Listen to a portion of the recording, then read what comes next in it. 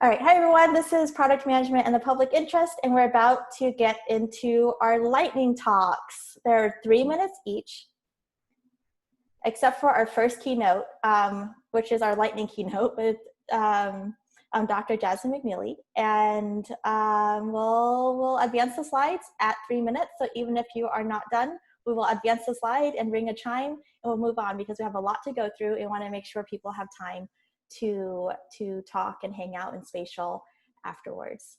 And at any point in time, again, if you have any issues, email myself, Emily, or Emily, and we'll try and get back to you soon, since this is a new environment that we're trying out. This is the lineup that we'll go through. We'll have 10 talks, and then we'll go into a short 5-minute break, a stretch break, and we'll have more talks, and then we'll go straight to spatial, where we've tried to do organized breakout areas where you can hang out with people based on different kinds of interests. Jasmine, would you like to kick us off? I don't know if this video is going to play. I'm sorry.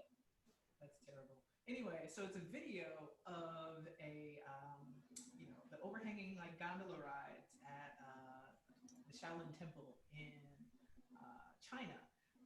But if any of you have ridden an overhead gondola, you see people on the ground, you see the scenery, you see the people in front of you, behind you, on the side of you. Usually any kind of graphic I use is ridiculous. It has nothing to do whatsoever with what I'm talking about, but in this case, it does.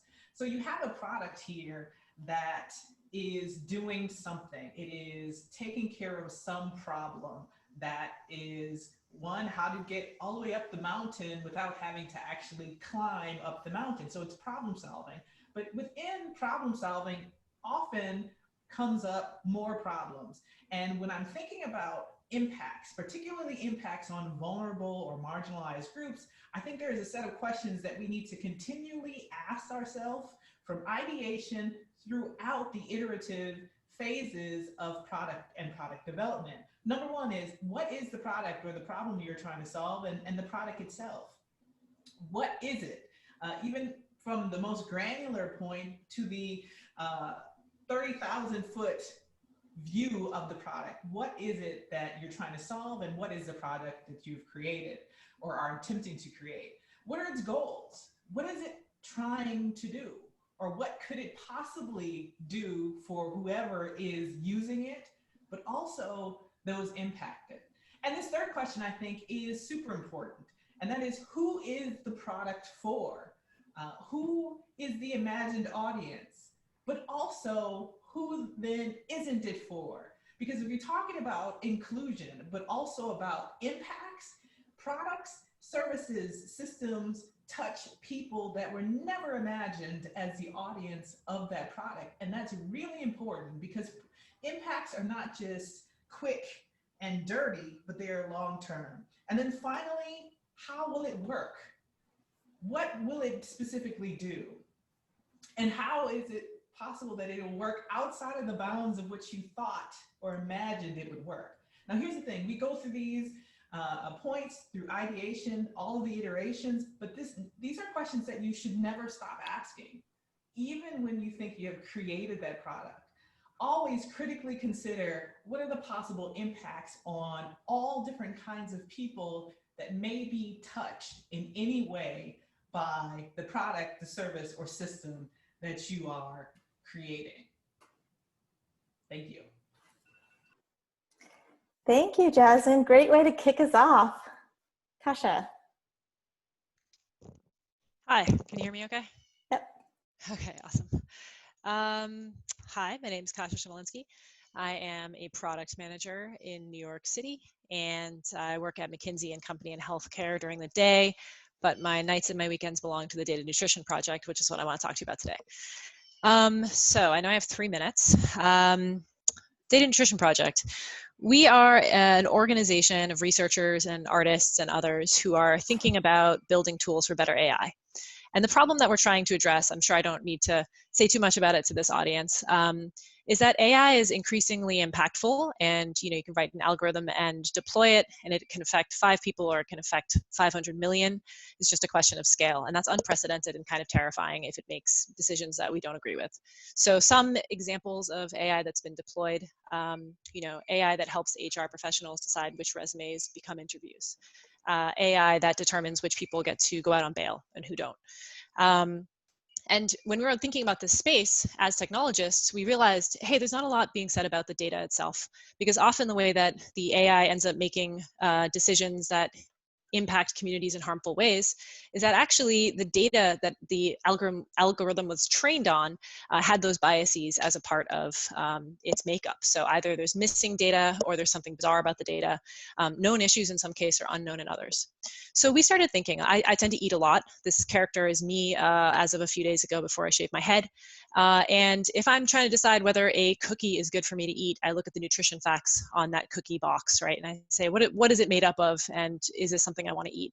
The same cannot be true for data sets. When a data scientist, no matter how good of their intention is, when they look at a data set and determine whether or not they want to use that to feed their machine, there's no nutritional label on that data set. So we thought, what would that look like if we built one of those? Our first version was more focused on metadata, just kind of telling you what's inside, like the ingredients. And the second version that we're about to launch, so our first came out in 2018 and also a white paper. The second version we're about to launch is kind of 50-50 split on metadata about the data set itself, and also information about use cases and alerts for known issues related to those use cases. So this is a visual here of what's coming out in probably just a few months. And the notion is that you can determine better as a data scientist whether that data set is healthy for your robot to eat. So I don't know how much time I have left. I'm guessing I'm almost up on 3 minutes. So I'm happy to answer any questions or talk through anything if you're interested in getting involved. Again, my name is Kasia. Thanks so much for having me.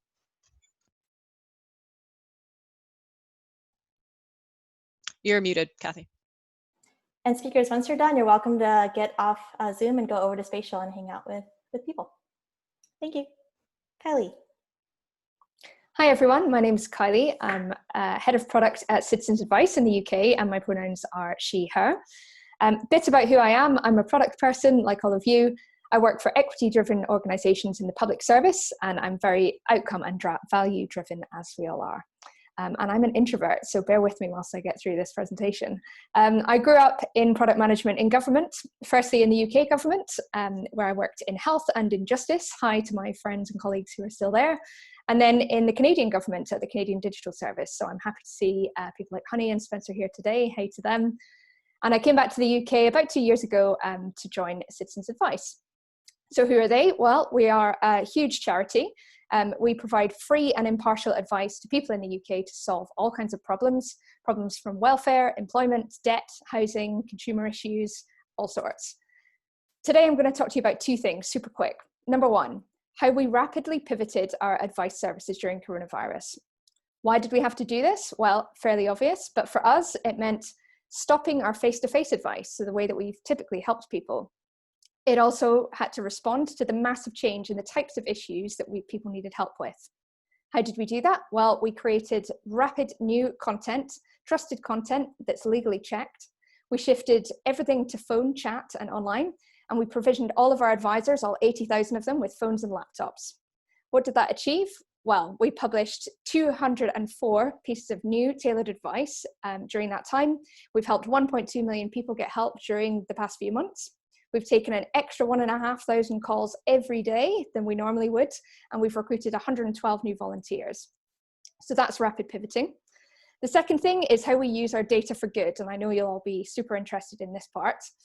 Well, why do we do that? We have a huge amount of data, and the scale of our work makes us an early warning system for people's problems. We're essentially a flock of canaries in the coal mine that can tell government when an issue is about to hit, because we're right there on the front line.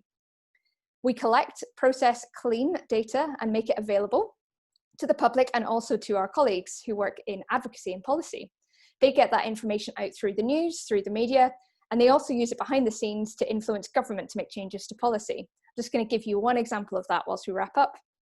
We published a report recently using our data that urged the government to protect renters during the coronavirus crisis. As a result, we've convinced the government to extend the eviction ban, which means that people can no longer be evicted from their homes during this difficult time. And it's meant that thousands of people are now in their homes where they would have previously been homeless or in temporary accommodation. What have we learned? We've learned that remote advice provision is more essential than ever and that we need to focus on real life impact. That's it. Thank you. Thanks, Kelly. Rob. Hi, everybody. Thanks for having me. My name is Rob Katz, and I work as a member of the Office of Ethical and Humane Use of Technology at Salesforce. Salesforce is a large B2B customer relationship management company with offices all over the world. I happen to be in Seattle, and I am remiss in not mentioning that my pronouns are he and him. So what do I do at Salesforce? I actually work closely with our product and engineering teams to embed ethical use principles directly into how we build and deliver our products and services that help companies connect with their customers. After the pandemic began, Salesforce quickly pivoted to build a suite of services that help companies and organizations reopen safely, called work.com.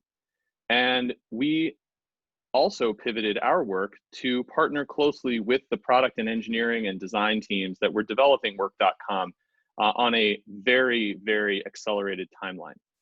I wanted to talk a little bit about what we did and what impact it's had insofar as it might be useful to you as you begin to embed ethics and ethical use directly into how you think about product management. So very quickly, we partnered with our colleagues in the privacy team to develop a set of guidelines that tell our teams how to incorporate privacy and ethical use into COVID-19 response solutions. We then ran workshops with each team that was doing a product or feature. So for example, we have a set of services that help a company or an organization plan for when workers or students will be on site and in a place, like a shift management solution. How do we ensure that that shift management solution doesn't discriminate against people? For instance, are they able to sign up for shifts not only using email, but also using SMS or by phone? Or for instance, are demographic data included in the information that is generated for shift managers to determine who gets to work and when? The answer is it's available on all those platforms, and the answer is the demographic data are not shared with shift managers. And so we logged those kinds of recommendations in our internal tracking software, which is similar to Jira, and then we actually held those teams accountable to those next steps. So it's classic product management. It's informed by a set of expert guidance in the intake process, and it's doing what's effectively hand-to-hand combat with these product teams. So we're proud of what we're done. It's a long way to go, and it's a start. But thanks for having me, and I hope this is helpful. Thanks, Rob. Way to go, PMs, for all staying at 3 minutes. This has been amazing. Katie. Hi, everyone. My name is Katie, and I am a fellow at Pro Bono Net. In my role, I manage 3 different products. All 3 products are public interest tools trying to close what we call in my field the access to justice gap. For those of you who don't know, the access to justice gap is the difference between the very large number of Americans who are experiencing some kind of civil legal problem and the very small number of Americans who have those problems and ever actually get to access help. In terms of the legal problems that we're tackling, again, these are all civil legal problems. And so, for example, these are issues like access to housing, evictions, foreclosures, family law related concerns like divorce or domestic violence, and also access to basic needs like public benefits.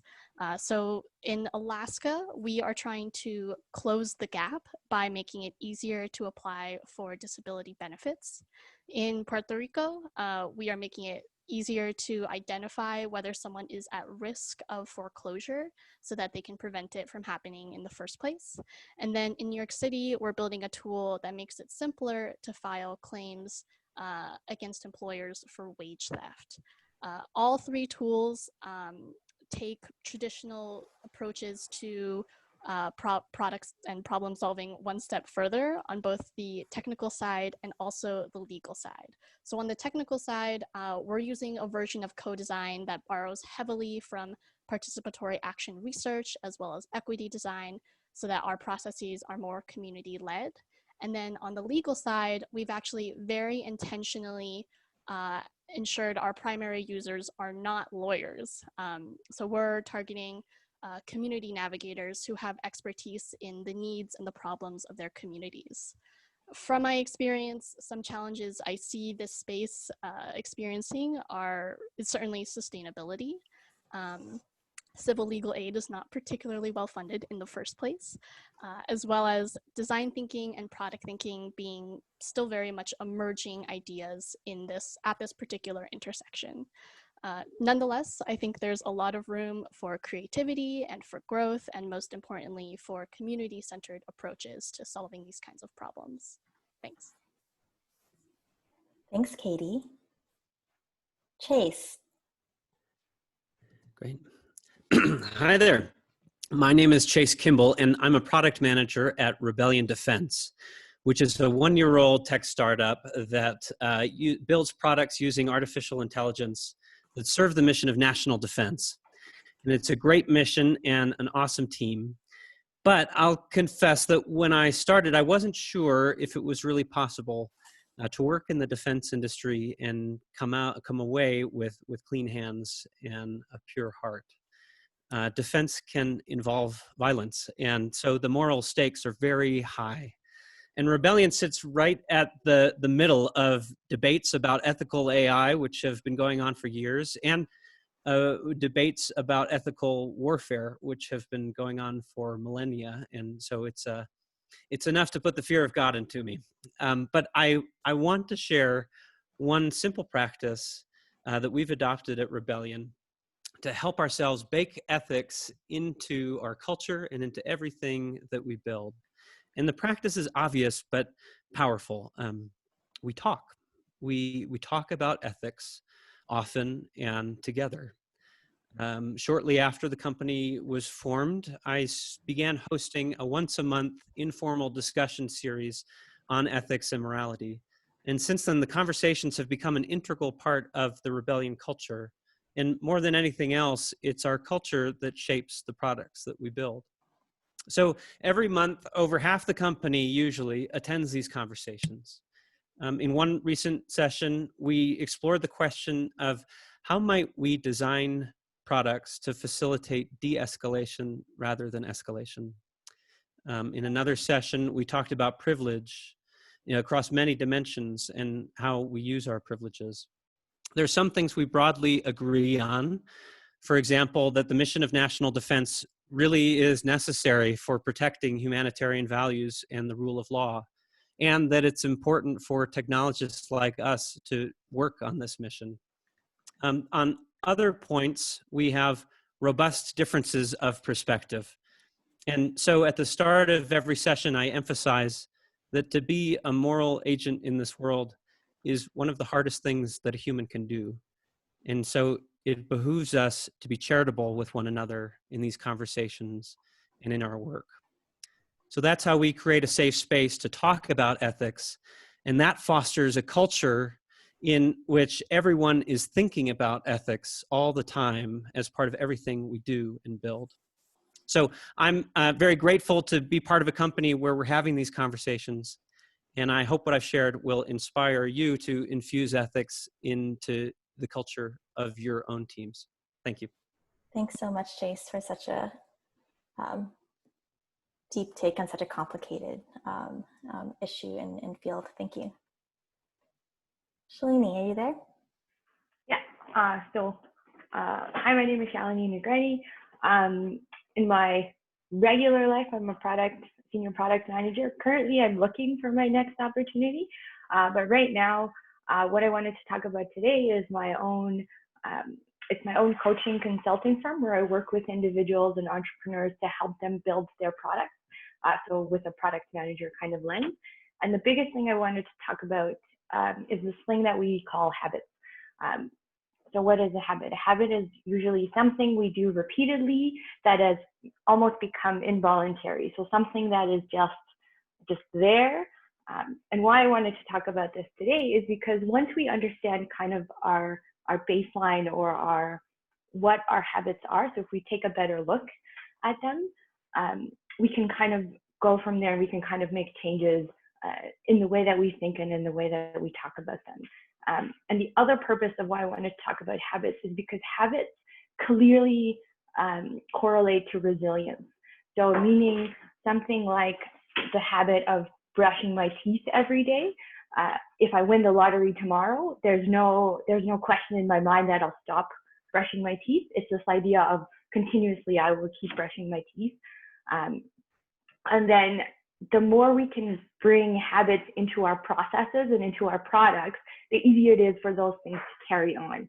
So it's almost one big thing is I talk about a lot is documentation. And so if we build a habit of documenting our progress and our processes, especially with products that change so frequently in this landscape, when that becomes a habit, if someone leaves, if someone moves on to a new position, it just becomes a centralized habit within the team.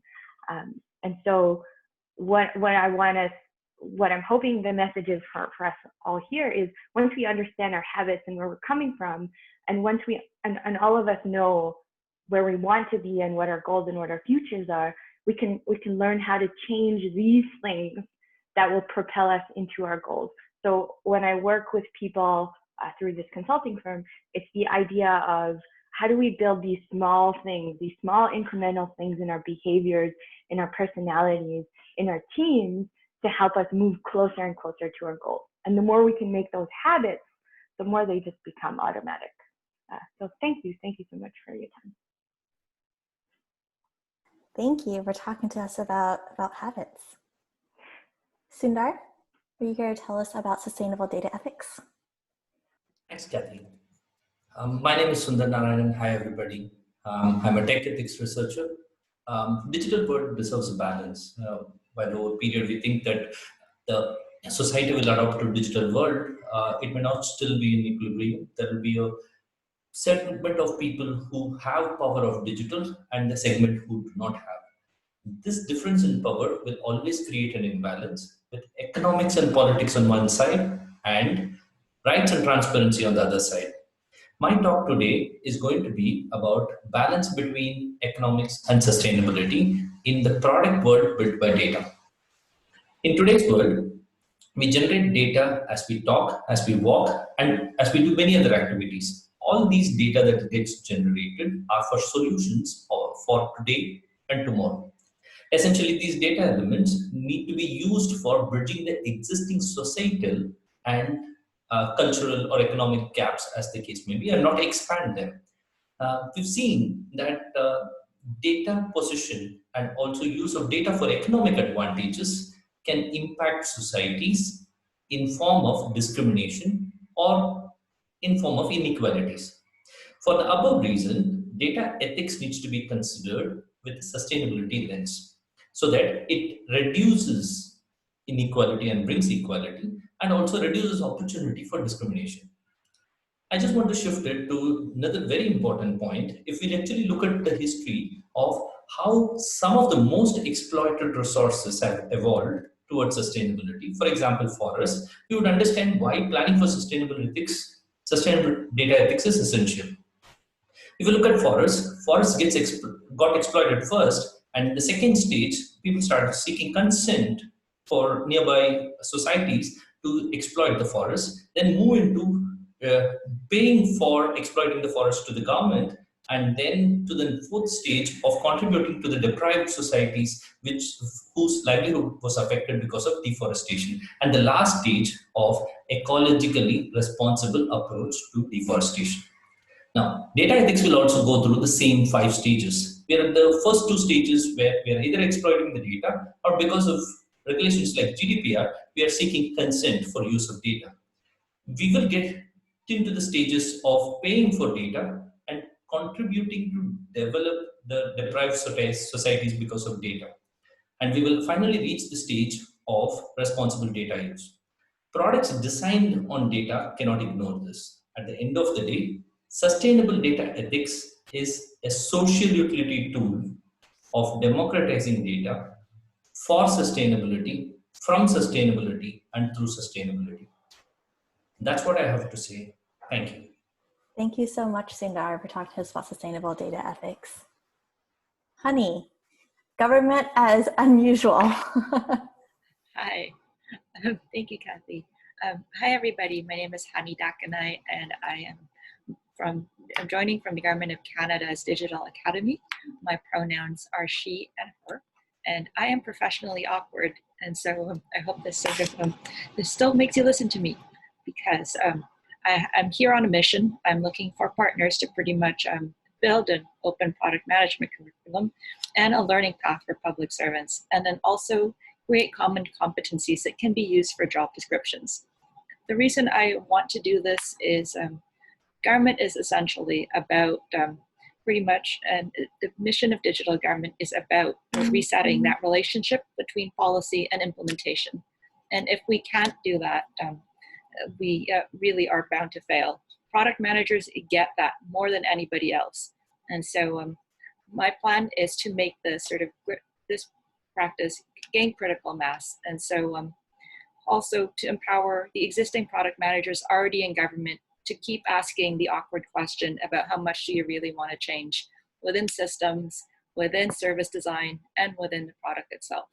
And so please join me in my mission. And so let me know how I can partner with you. That's it. Thanks so much, honey. I'm super excited for the open product management curriculum. Justin, lowering barriers through online testing. Hey everybody, my name is Justin. I use he, him, his. I'm a product manager at Duolingo, and I work on the Duolingo English test. So at Duolingo, our mission is to improve access to language education. We want to make sure that every single person in the world can learn the languages they want. And we do this because we know that language learning can change your life. And this is especially true if you are learning English. In many parts of the world, proof of English proficiency is required to unlock access to better paying jobs, to gain access to higher education. And the differences in outcomes for people with English proficiency and without English proficiency are drastic. Now, standardized testing has historically been a major barrier to this. If you're not able to prove that your English is up to the task, it can be very hard to gain access to those jobs and to those educational opportunities. This means that high cost and the lack of access to test centers has historically deterred otherwise qualified humans from gaining access to those opportunities. We set out to solve this problem, and the problem is summarized by the map you're looking at right now.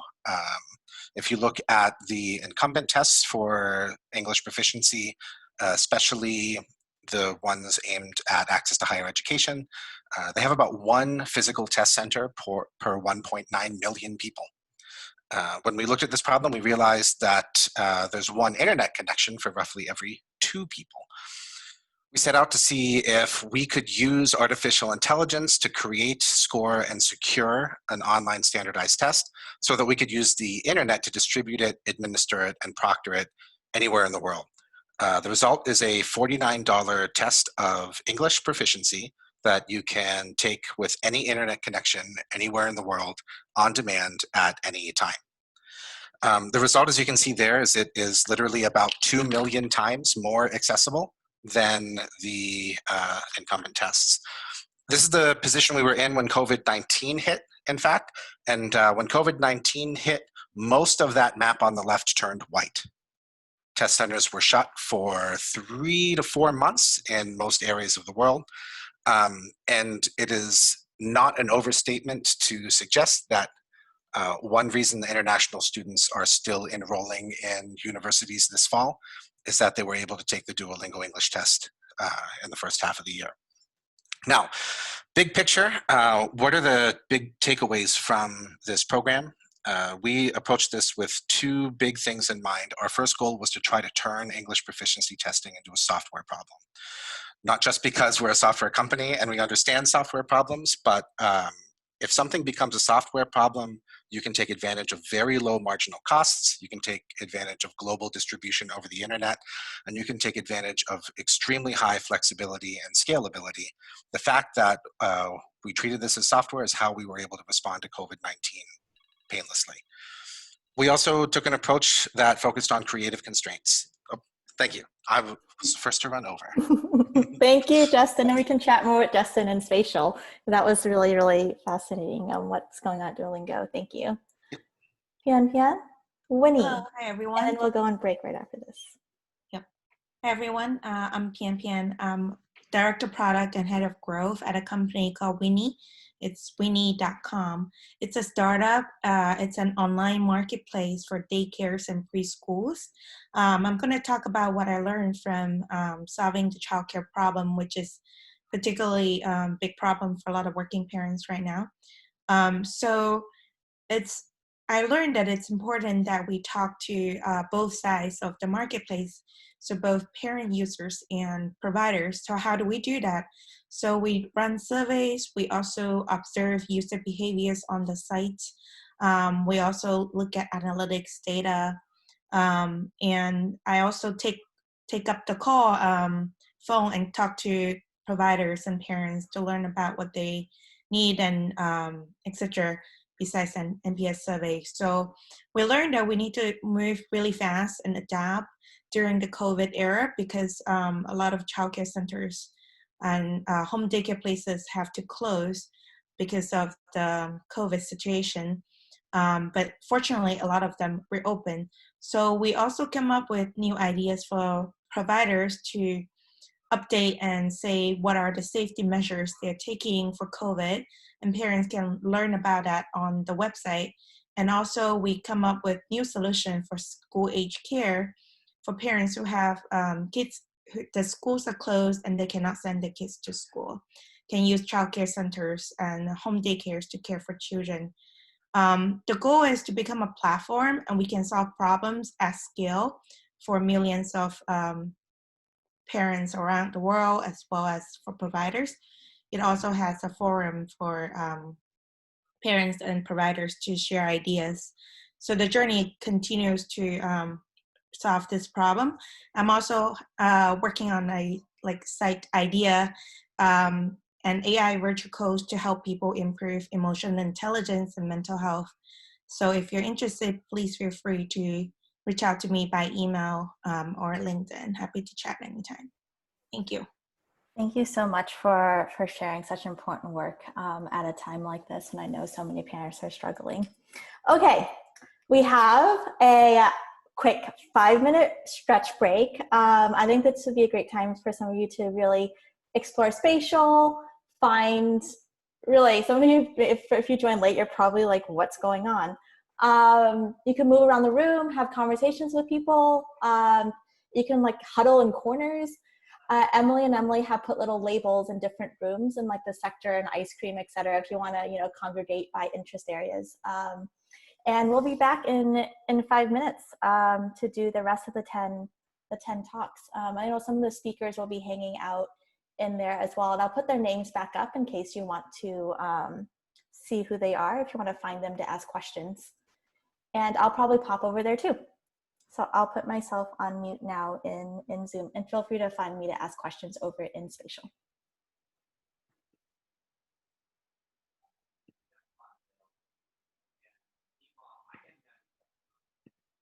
Oh, sorry, one more reminder to everyone, please go on mute if you're not talking because most of the room can hear you.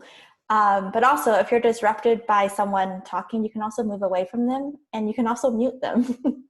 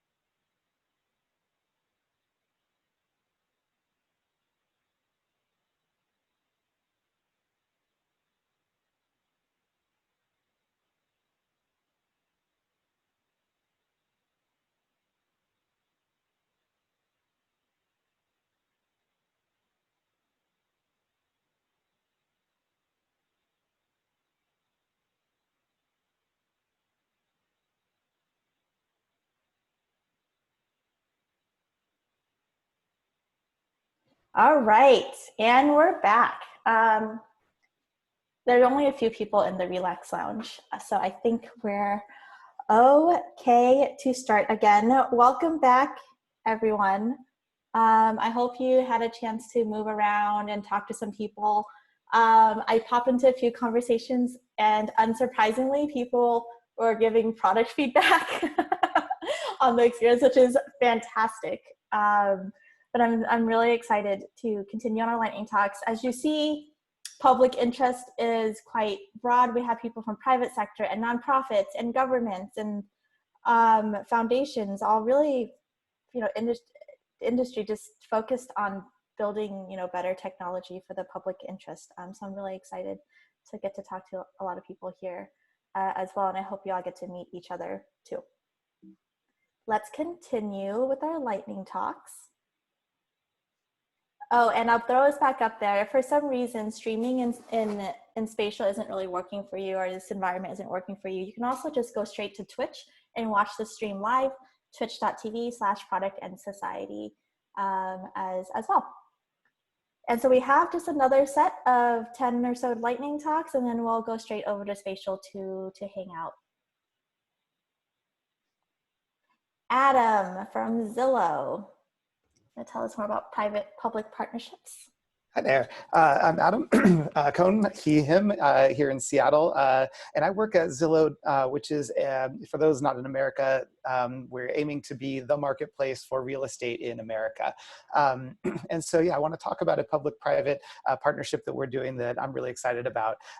So at Zillow, we recognize that housing is a basic need. This is at the bottom of Maslow's hierarchy. And having housing is what gets people into nutrition, education, wealth accrual, everything. This is really just core to life. And so at Zillow, we've been able to make this a cross-company social impact by recognizing the importance of housing and then weaving social good into all of our orgs. And so they're reflected in OKRs at this point, and they're discussed cross-company. And so my team, we work on building products and adapting products to support a more just and equal housing marketplace, fight homelessness, and generally do a social good. What we've done here with a program called Housing Connector is a partnership with a Seattle-based nonprofit we're doing what we call a landlord liaison. And so in this type of program, what you have is a caseworker who is working with someone who is housing insecure or homeless, helping them get their life together. And then they are contacting rental properties on behalf of this homeless person and saying, I'm working with this Housing Connector organization. We have a mitigation fund behind us so that if you will overlook the fact that this person is maybe currently homeless or has a spotty renting background, that kind of thing, if you'll overlook that, we have a mitigation fund that will repay you for any missed rent or damages done to the home or anything like that while they rent from you. So it's a benefit to the landlord because they're able to fill a vacancy, and it's a benefit to society because we're able to house the homeless. And so the funding for that comes from a combination of city and county funds that are going to the Housing Connector organization, as well as some donations from nonprofits. But Zillow, we recognize both a social good and a business benefit from participating in this type of work. And so we're investing in building all the tools that make their work possible. And so you can imagine like another version of Zillow that's visible only to these users that facilitate these types of relationships. And then our goals going forward are being able to provide efficiency for the Housing Connector organization to the point that they can grow out of Western Washington and expand their reach nationally. So the goal being fight homelessness across the country. And so that's just one of many social impact projects that we're working on, but it's exciting because it's a partnership between us as a company and a nonprofit organization. And across the board, we're doing a lot of great stuff for social good. Thanks for your time, and I'll see you guys in this chat room. Thanks, Adam, for telling us about the partnerships over at Zillow in such important work, especially at this time. Alicia, de-risking government tech. Hey folks, my name is Alicia Rouault. I'm a lead product manager at 18F. If you don't know, 18F is a digital services consultancy housed within the federal government at GSA, and we're named after our address right behind me, 1800 F Street. We work with federal, state, and local government agencies to help build or buy technology to support service delivery in the public sector. Every year, the federal government spends billions of dollars on maintaining and modernizing IT systems, really to help those agencies implement their federal programs. Those are things like Medicaid, child welfare, housing, and even unemployment insurance. We know that efforts to modernize those legacy systems fail at an alarmingly high rate. Only 13% of large IT projects in government succeed. And this is at great cost to American taxpayers.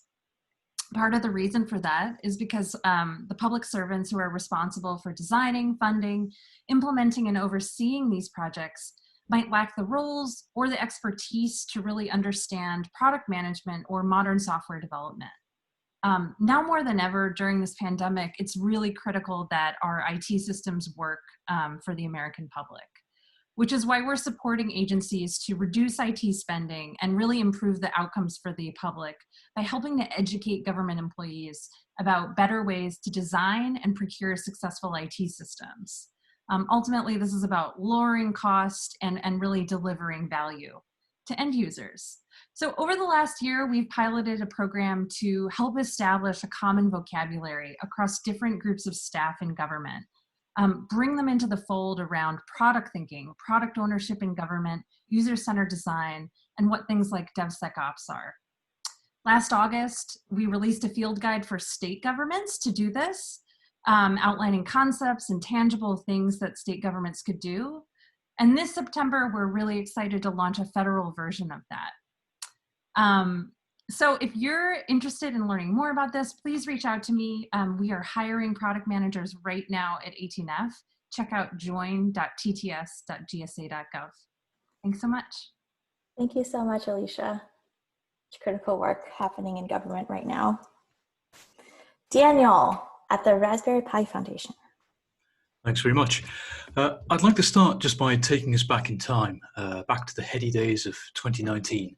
It was a simpler time, or rather it feels like it was a simpler time. I seem to remember an awful lot of people were angry about the Game of Thrones finale, but some genuinely awful things happened that year as well, so we should try not to get too lost in nostalgia. Nevertheless, it was a good year for the Raspberry Pi Foundation. In pursuing our mission to put the power of computing and digital making into the hands of people all over the world, we'd had our most successful year yet. 17,000 coding clubs run by over 32,000 volunteers meant that well over 250,000 young people worldwide were getting regular, hands-on experience in being not just consumers of technology, but creators. And as a product manager, this felt amazing. We get into product because we want to make an impact on the world. And being part of something with such reach and such potential benefit felt like a real privilege.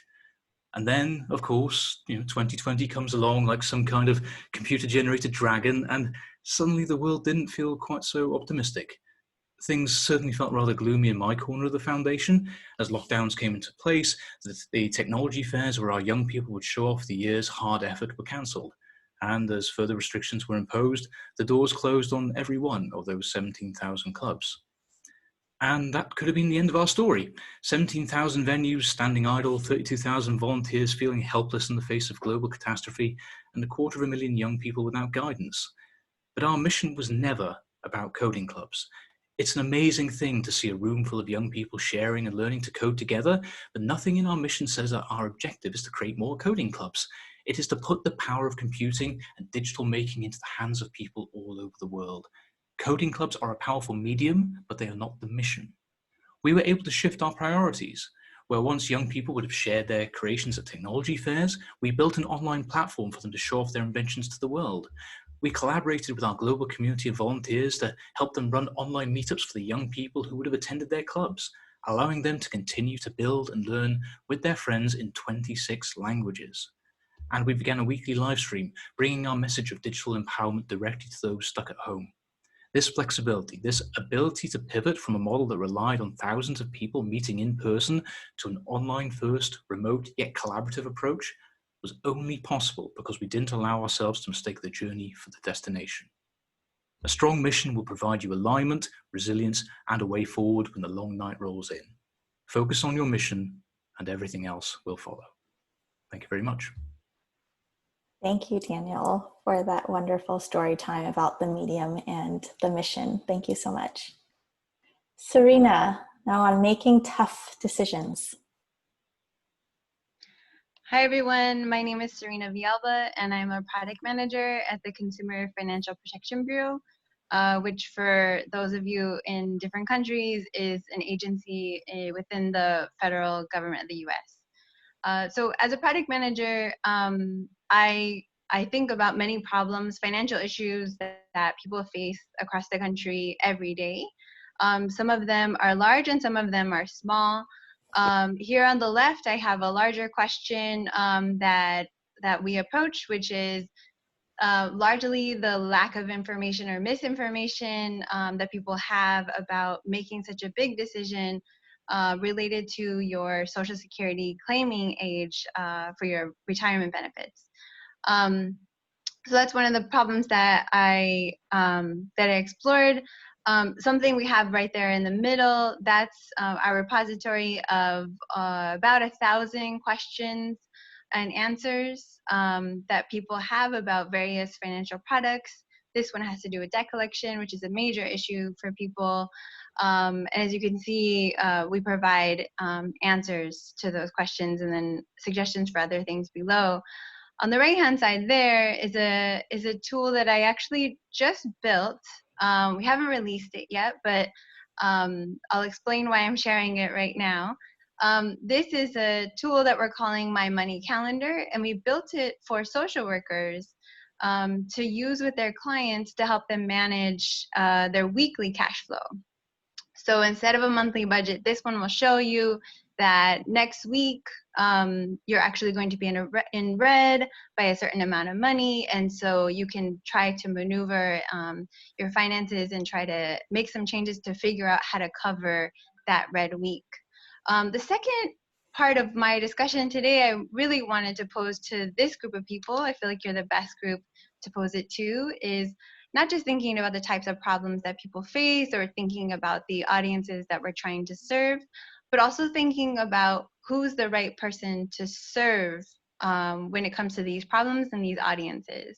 For the two products that are shown on the left and in the middle, those are ones that we offer currently.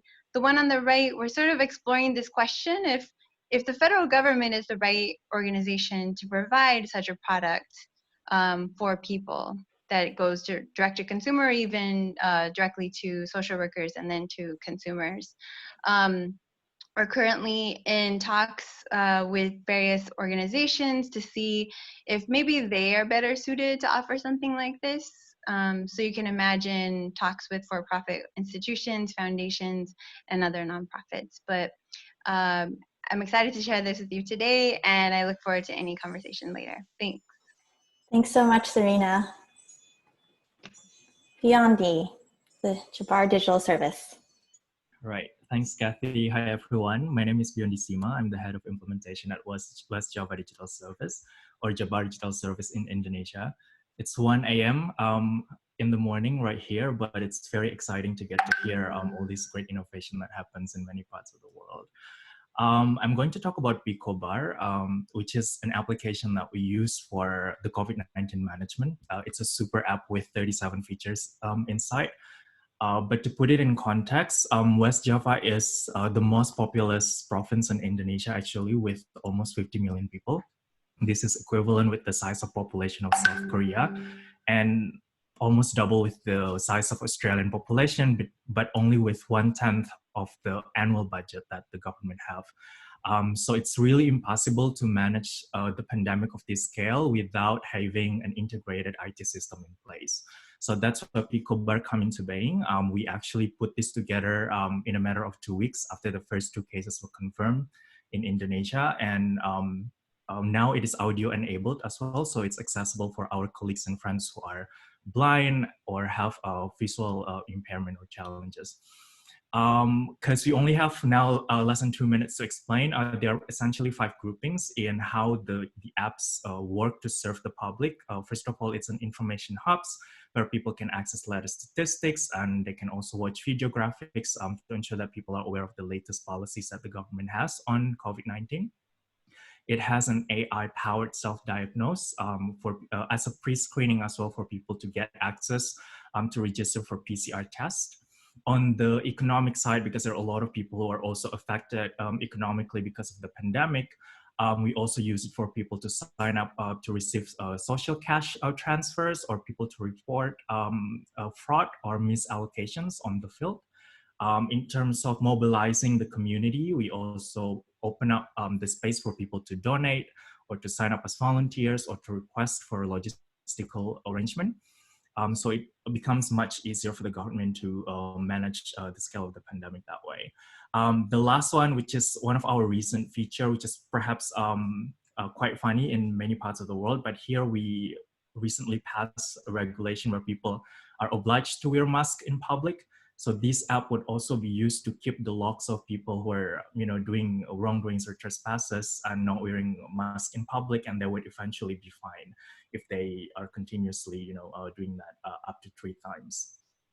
So yeah, the team is actually created to scale up such innovation, and it's really great that the pandemic, although we definitely don't want it, but it helps us to actually scale up a lot of initiative that would otherwise unable to happen because people are generally more resistant otherwise. Thank you. Thank you so much for, one, chiming in at 1 a.m. and for sharing that critical work in government. Perhaps there can be a huddle somewhere in spatial around pandemics or crises driving governments to act, since I know in the US we have those kinds of stories as well. Thank you so much, Mandy. Maya, equity as design. Hi, everyone. I'm Maya Sussman, and I'm the Director of Product at Parent Powered. Our mission is to create easy-to-use tools for great parenting that improve children's lives regardless of economic means. And our core product is called Ready for K. It's a parenting curriculum delivered through text messages. So the one-person product team, I'm constantly faced with constraints in my work, tight budgets, short timelines, limited capacity, and I often find myself wondering what we could accomplish if only we had more resources. But research actually shows that constraints like these can stimulate creativity, leading to more innovative and impactful products. With no limits, it can be really hard to think outside the box, and we tend to go with the most straightforward and intuitive approach. But as you know, if you've ever watched the TV show Chopped, constraints can focus our attention. They make us generate new ideas based on what we have available in front of us. So at Parent Powered, we've chosen to impose an additional constraint on our product development, equity. So everyone in the space says they prioritize equity. What makes this different? I think it really comes down to where in the product development process you prioritize it. So I see a lot of companies in our space who build these fancy apps with videos and interactive content for parents. And it's not until they're ready to launch that they start thinking about equity, at which point it's too late. Because no amount of targeted marketing or discounted licenses is going to overcome barriers like language or internet access and time that prevent many families from accessing these types of products. But for us, equity comes in as a requirement from the very start of a project. So before we even start building, we consider each of our ideas through an equity lens. Whose ideas would this solution, whose needs would this solution meet? Who might be left out and unable to access this feature?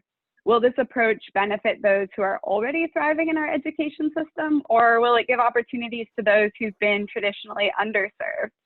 And these are the questions that led us to text messaging as a technology and to our specific approach of sending these bite-sized messages that are easy for families to read, to understand, and to act on. So as tempting as it is to launch a fancy app, we've stuck with the technology that reaches 97% of US adults. And we've prioritized enhancements like new languages, in-text surveying, tools for schools to enroll all their families. And this equity constraint has led us to creative solutions that increase our ability to support all families, regardless of their home language, internet access, or economic means. So while constraints can feel like limitations, I've come to see this particular one as a creative force. And if any of you would like to talk about education, equity, or early stage startups, feel free to reach out. Thank you. Maya, thank you so much for bringing equity to the forefront of product development. Thank you. Vish, making a systemic problem tractable. Thanks. Hey everyone, my name is Vish. I'm a lead product manager at BCG Digital Ventures based in LA. For those of you that aren't familiar, BCG DV, we build products and ventures in a bunch of different industries and domains, including public sector and social impact. And the project that I'd like to share with you all today is funded by our internal $100 million commitment to tackling issues of social injustice over the next 5 years. And instead of sort of doing an overall summary of our project or product, I actually wanted to focus on one piece of our process. And I think it's sort of one of the most important aspects of being a PM, which is defining the problem itself. And I sort of personally believe that a big part about how successful you can be in launching a product and getting it to market and showing impact and iterating from there is sort of a function of how tightly and cleanly scoped the problem itself is. So with that, we sort of started with an overall theory of change, which is that an important sort of vector to tackle issues of racial injustice is civic engagement. That one way we can change the systems is by voting and electing the people that can make the decisions that affect change in our systems. And we wanted to apply a few different lenses to how do we start with that overall sort of theory of change to bring it down to a more tractable problem that we could build a product around. And many of us are probably familiar with sort of the overall framework of viability, feasibility, and desirability, and we kind of took took our own lens onto those three criteria, which is this a real problem that we need to solve in the world? 2, is it something that we can build and scale within 90 days? And then finally, for our internal stakeholders and sponsors, do we have a sound business case to actually do this, sort of broadly defined? So that's where we sort of started, and then we iteratively applied those lenses to our kind of initial theory of change to kind of peel back the layers of the onion. So the sort of first step that we took was, okay, so what's one way in which we can use civic engagement as a way to solve some of these systemic issues of racial injustice? The first sort of insight was, okay, can we get more people to come out to the polls and voice their vote? And then we peeled back another layer, which is, but there are all of these different ways in which people want to vote, but their vote is suppressed. But then there are, a bunch of different causes of that. And then we landed on voter purges. So this is a sort of administrative process that secretaries of state are responsible for to maintain those roles. But there's a ton of error in that process. And there are a lot of ways in which the process of purging the voter rolls is used, in order to suppress individual communities of voters. So that's where we sort of landed. How do we optimize for all three of those? Voter purges is one way in which we think there's a very real problem. If anyone's familiar, in 2018, the gubernatorial election in Georgia was essentially swung by suppressing 100,000 voters. We can build it by focusing on 4 states. And finally, we can show value to all of our stakeholders. Thank you. Thanks so much for sharing that with us. Such an important topic about voting at this point in time. I'm sure folks will find you in Spatial to chat more as well. Thanks, Vish. Spencer, what are y'all doing in Ontario? Hello from Ontario. I'm Spencer. I'm a senior product manager from the Ontario Digital Service, which is part of the Ontario government, which is a province in Canada, for those who don't know.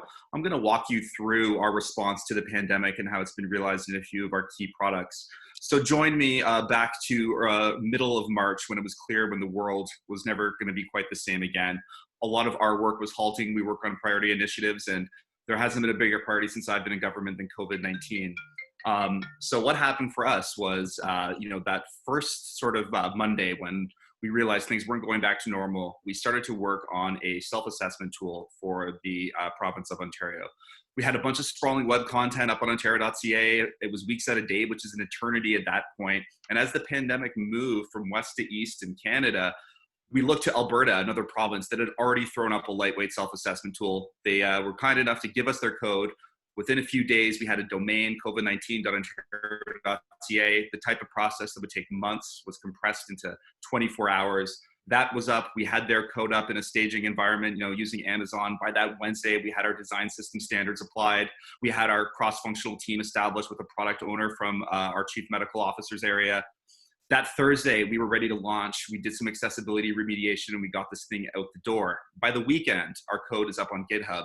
And early that next week, we had folks in Ontario from nonprofits using our code to actually create their own self-assessments. Some of them used our assessment to create a version for businesses who needed subsidies and help from the government. It was really amazing to see where that code would go. And that next week, we were back at it, testing with users, improving plain language, which is so vital when you're talking about very vital, symptoms and issues there, right? So we got our thing out the door. Our users have really responded quite well to it. It's responding to their feedback all the time. Our public health officials are cued into user testing. We really built trust by being responsive and really showing that, this is an evolving product that's engaged with the different phases of the pandemic. So getting that MVP out was vital for us. We hit 1 million visits in the first half week, almost 5 million to date. Since then, we've built assessment center listing all of COVID assessment centers in Ontario, of which there's 150. We got that MVP out the door in days, and we continue to iterate it. Along the way, we've shipped a courthouse screening tool that saved our Ministry of the Attorney General around $750K, turned that around in a few days, all based on open source, all based on that same sort of foundation. We've moved away from sprints and backlogs, and instead are swarming priorities every day. We revisit an extended stand-up, and now we've really found a bit of a groove and taken a step back, right? The curve's flattened a bit for us right now, and it's important we recognize that and prepare for what's to come. Thank you. Thanks so much, Spencer, both for working on such a critical product during this point in time, but also bringing things like open source code and stand-ups and MVPs to the government. I'm sure we can talk a lot more about that in the room as well. Thank you. Vidya, bots, trolls, and all of us. And let me know when you want me to click to the next section. Absolutely. Hi, everyone. I'm Vidya. I'm a PM at Thumbtack, which is a local services marketplace here in the US. But my other life is that I'm a trust and safety crusader. And before this, I spent some time working on misinformation and election integrity at Twitter and Facebook. Still a work I'm really passionate about and trying to continue to engage with this work through some research at my alma mater here at UC Berkeley. Go Bears. Sorry, that's a reflex. But I'm here to talk about some of the findings that we've had over our research. And the goal of my talk is really to kind of share some interesting insights about this information credibility world we're all operating in. And I think it would be a great time for us to engage in this, considering elections are just around the corner. So before we start, a quick pop quiz. There's 2 headlines in front of you. Like I would all of you take a minute to see if you can tell which is real and which is fake, and make a mental note for yourself. All right, now that you've done that, Kathy, could we go for that? So now we have the same information, but there's some changes, right? These are 2 Facebook posts, and I want you to consider these 2 posts again and see if there's anything that's changing your mind, any other new information you're using to decide what is true and what's not. All right, so my guess is that some of you have reconsidered, or at least have lower confidence in your answer. And I guess the point of this exercise is not so much to see what is true and what is false, but to highlight the fact that information credibility online depends on so much more than just the facts stated as they are. And that is really the reason I called it bots, trolls, and all of us, because misinformation spreads not just through agents that have malice, but also well-intentioned people that genuinely do not know how to tell what's true and what's false. So as part of our research, we conducted a randomized control trial where we presented various headlines, both true and false, and manipulated certain affordances. The stuff that you see, the person who shared it, the image quality, the number of likes and shares or social reputation, the source, you can see one is New York Times and one is Fox News, and then maybe like timestamps and other affordances. And we tried to understand how the affordances on social media influence the credibility of information.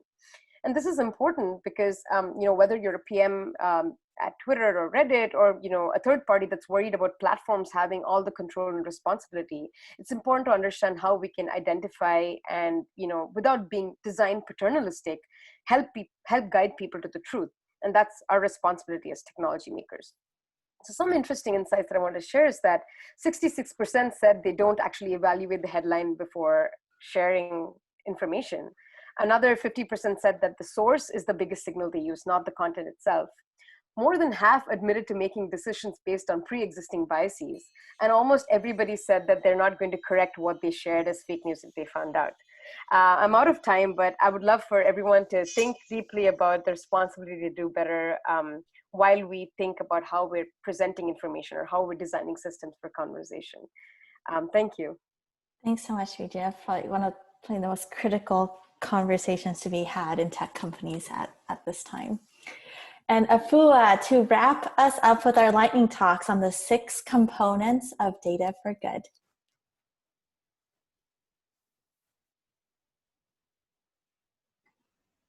Afua, are you there?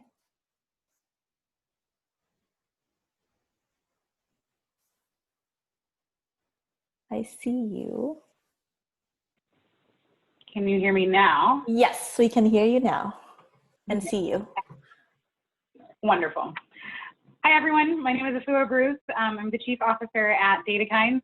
For those of you who aren't familiar, Dacanay is a nonprofit organization dedicated to leveraging data science and AI in service of humanity. We're headquartered out of Brooklyn and do projects, data for good projects around the world. And over Dacanay's 8-ish year history, we've done more than 300 data for good projects. And in building and executing all of these projects, we've found that there are 6 necessary components for success. And so spend some time today talking to you about those. You know, at its core, one of the things we've realized is necessary for applying data science to maximize creation, adoption, and ultimately impact are these key components. To create solutions that will be adopted and make a true change, Dacanay is responsible for pulling together all of these components for a data for good project. And the problem statement defines the actual change an organization has. Now, this problem statement should not mention data specifically. It should answer questions like, what keeps you up at night? How do you want to operate differently? And what greater impact could you have if you were able to change something about the way that you made decisions within your organization? The data sets, of course, are the data available to solve the problem. These can be open data sets that you're using. These can be private and specific to the organization. It can be a combination of, but essentially the data sets, obviously the data. Data scientists are the executors of the project. I think that's fairly self-explanatory. As we look at public interest technology, we need technologists at some point in the process. And of course, funding keeps the light on. And many of you from the public sector and government organizations or nonprofits can probably speak to some of the challenges in raising funding and communicating the message in the right way. But of course, we know that you need funding to make sure that you are able to do the work at all. And the subject matter experts here, I'm really referring to not the technical experts, but more of the social issue experts and the people who have significant knowledge of the problem and can shape the understanding of the problem. This can include academics, NGO leaders, consultants of the problem space, but really in order to make sure that we are creating ethical solutions, we should have subject matter experts describe how the field that you're working in and the individuals they serve play together and the key considerations that we need to take into place. The social actors, of course, actually commit to using the solution that we create.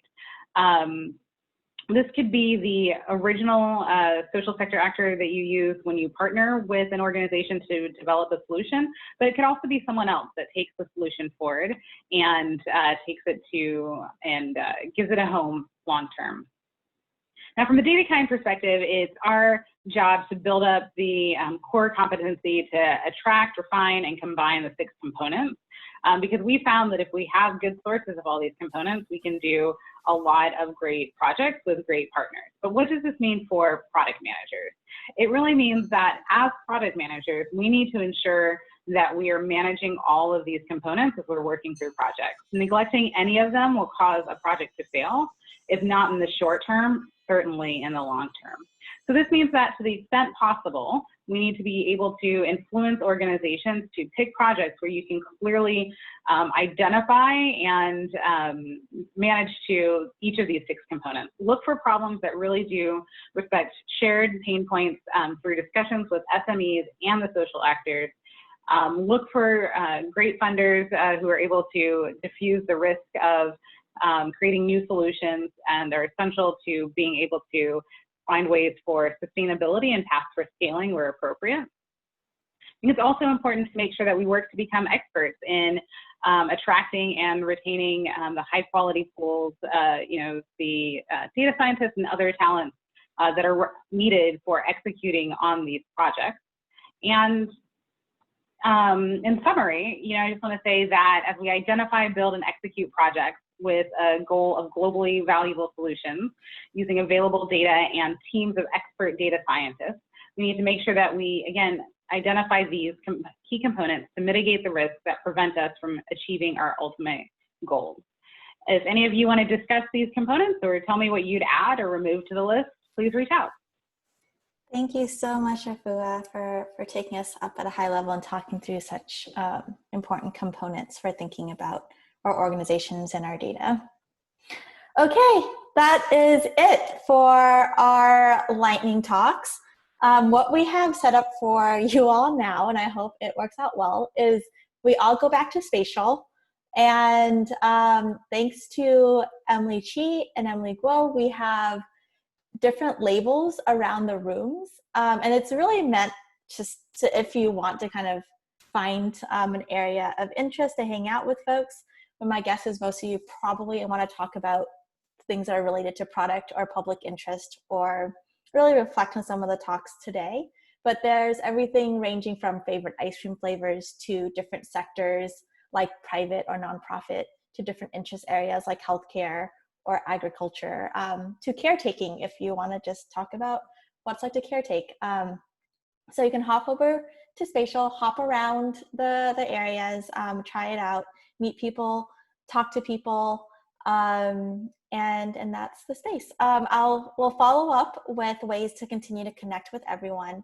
And I also want to plant a plug. We can probably host another one of these, but if anyone else wants to host another product and public interest tech, please feel free. We definitely don't own this. We just thought it would be a great thing to do in the summer to hang out with other people doing product at such really a hard and important time across government, private sector, nonprofits, startups, venture capital, foundations, etc. We want to just bring folks together at the end of summer to really just hang out. So with that, I will turn it over to spatial. Everyone should hop over there. I'll stop talking and you can discover that you can huddle in different groups or join a group or find people and click on their name and try to jump to where they are. And I hope you have a good time. I'll be over there too, so I'll go and find folks as well. Thanks everyone.